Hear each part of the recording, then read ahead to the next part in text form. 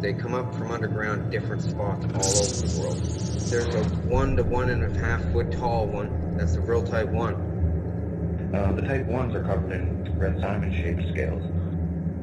Real type 1s are real dumb. Little dragons, those are the Brill type 1. These lizards have a unique biological property of their bodies. The lizards have what's called a proboscis. It's an ejectable brain and spinal column.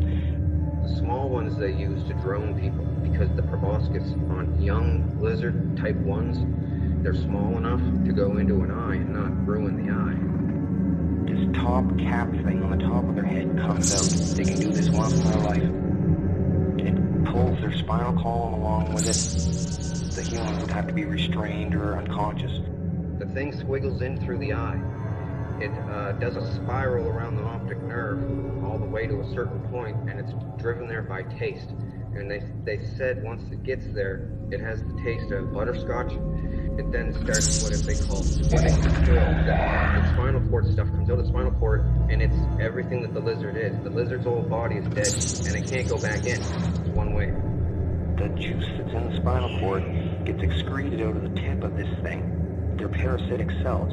The parasitic cells go into the brain. The old person's consciousness is gone. The body is absolutely, totally dominated, and the lizard is smarter as a human. Over time, it'll develop a rash, it'll lose its hair.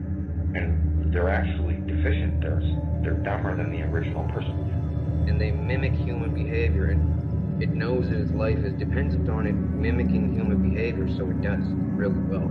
Even with other animals, it's smart enough to instinctually mimic the animal's behavior. The drones of 100 years ago erased any existence of these real lizards from like Egyptian carvings on walls. They would smash them, or books that had anything in them about them, they would burn them.